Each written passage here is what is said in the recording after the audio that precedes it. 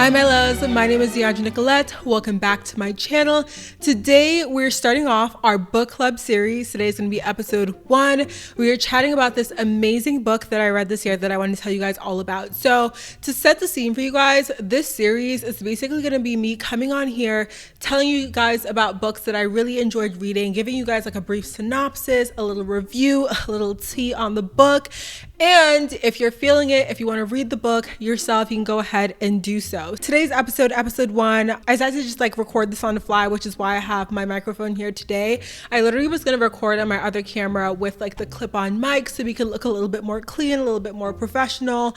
But y'all know things don't always work out as you want them to work out. So here we are with the big mic, and we're just going to dive right into this video because I want to keep it short, sweet, to the point, and tell y'all about this book. So timestamps for everything will be down in the description bar in case you want to skip ahead and just kind of like get straight to certain points and things like that.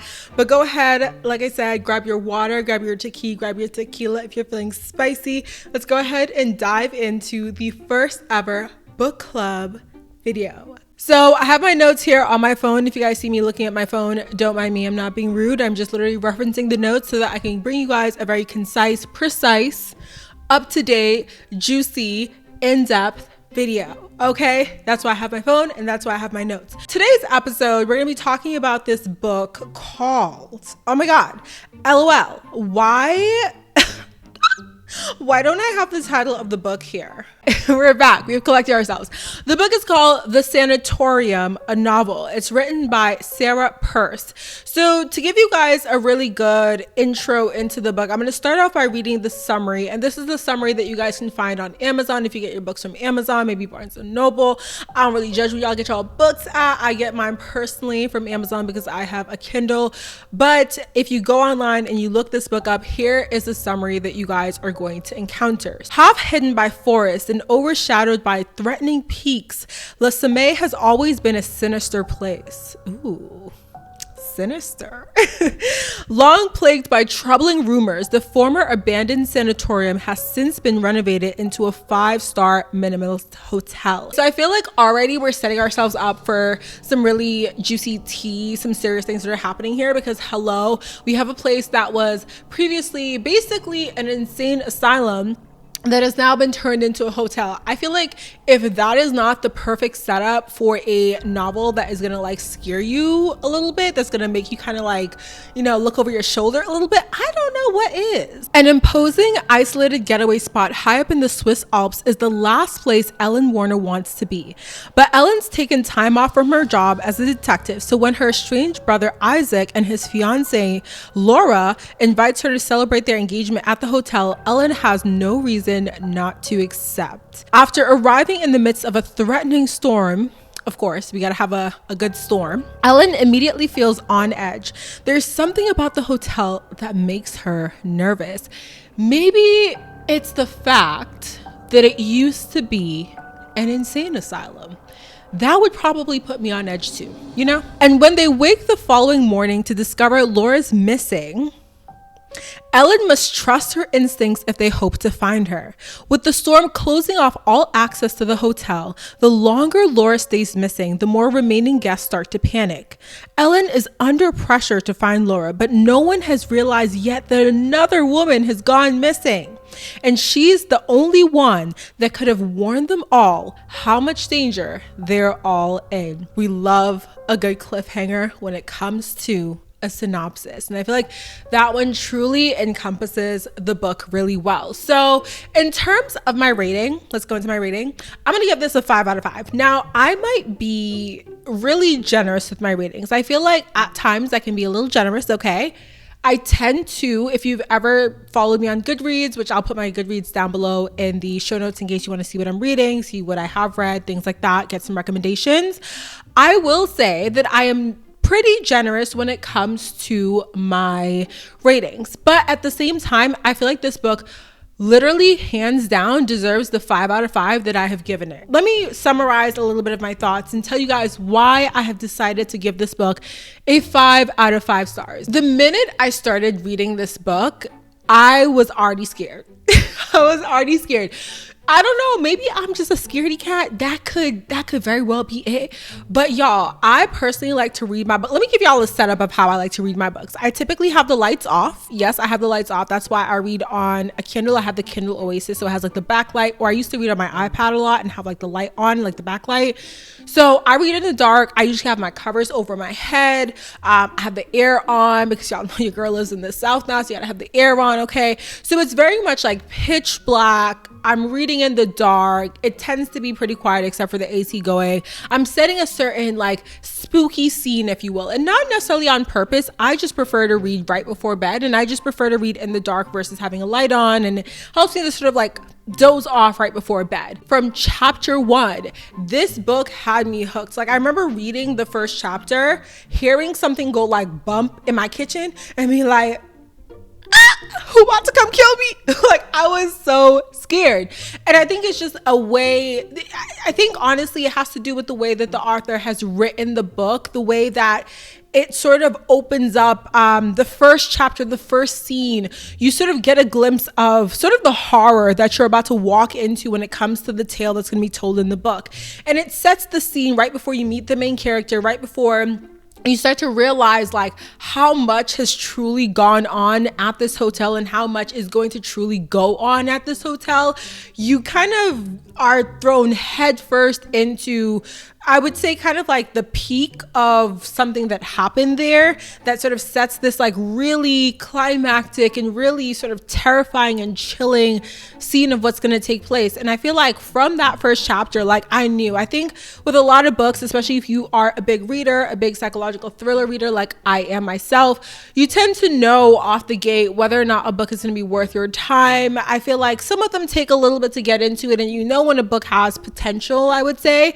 But this one, I knew it was definitely more than just potential. Like I knew I was going to be hooked. I knew that this was going to be a really good book, a really good read. And it did not disappoint from chapter 1. It definitely gave me the vibe of like a scary movie, but not necessarily that like something was gonna pop out and with a chainsaw and be coming after me. But it was more of like those horror movies where it's so chilling, so calm, but something is really, really off that it sort of like scares you to the core. It's not necessarily that you're afraid of something going bump in the night, but you're afraid of something like getting under your skin. If y'all know the type of scary that I'm talking about, then y'all know the type of scary I'm talking about, okay? So some reviews used words like chilling, creepy, suspenseful. I would definitely agree. I would say chilling for sure. The amount of times that I felt like chills running down my spine as I read this, the amount of times that I had to like pause as I was reading and go on Instagram or go scrolling at something random on my phone just to sort of get my mind off of this, bring me back into my current reality and really kind of calm down. And like I said, maybe I'm just a scaredy cat. Maybe it has to do with the fact that I was reading in the dark. It could have been a lot of things, honestly, but I do think that the way this book was written, there were certain chapters where, when paired with, again, the atmosphere in which I was reading it, definitely contributed to me feeling that chilling factor a lot more. There's something about the way the author writes this book that makes you feel like you are definitely in the scene. You don't necessarily feel as if you're reading a book. You really get pulled into the actual events of what's going on. And I think that is a marker of a really well-written book.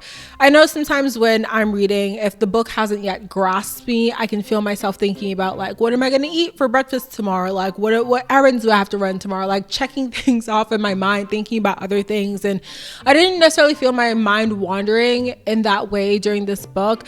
Yes, obviously there aren't like a bunch of climactic scenes all the time, because then that would not, like those scenes would lose their power.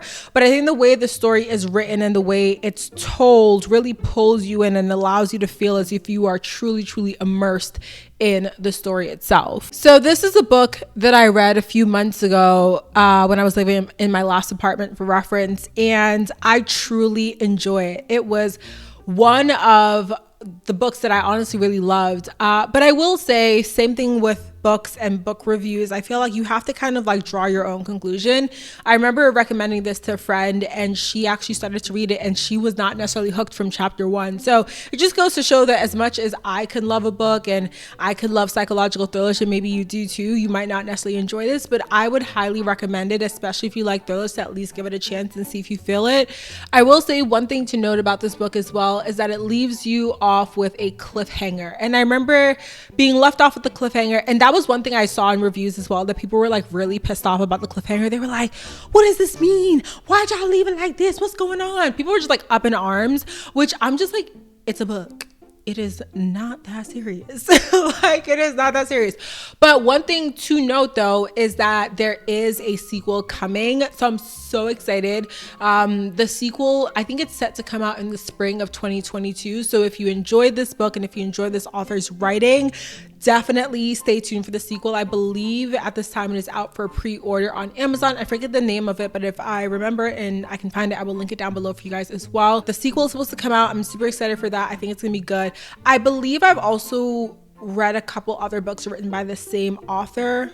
I'm not 100% sure, but I feel like I have, and I do feel like other books that I've written or read by her have been good, but like I said, I can't really remember right now, so maybe I'm just making that up, but hopefully not. I would highly recommend The Sanatorium if you guys are into kind of like more chilling stories, tales, kind of the psychological aspect is definitely sort of brought up through the fact that the hotel that's renovated was essentially an asylum before, so it kind of has that sort of chilling aspect. And I think the reason why insane asylums and mental hospitals are such a huge theme in these thrilling novels is because the idea that we can lose control of our minds, or that we can encounter people whose minds we don't necessarily understand, I think there's such a chilling aspect about it. It's one of the reasons I'm so fascinated by psychology and sociology, is like trying to understand why people do what they do or how people think, and finding those patterns. We as humans love to find patterns, and I think when there is a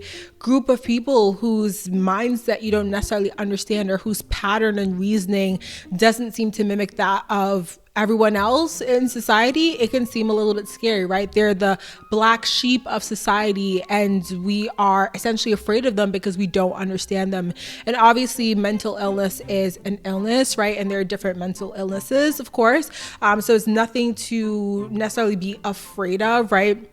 There are people who are diagnosed with many different mental illnesses who are amazingly good people in this world who learn to cope. But I do think that the way the author sort of ties in what happened at this asylum before it was turned into a hotel, and talks about just the different things that occurred there before it was renovated, and sort of kind of highlighting this aspect of, you know, things swept under the rug. It's really, really interesting, really fascinating, and super, super chilling. So highly recommend this one for you guys. Let me know down below if you read it, what you thought about it, if you liked it, didn't like it, all that good tea.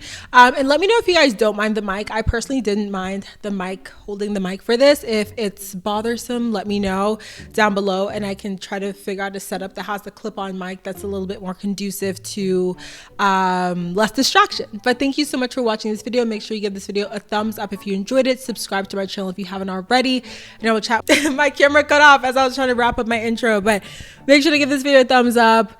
Subscribe if you haven't already, and I will chat with you guys in the very next video. Bye, my loves.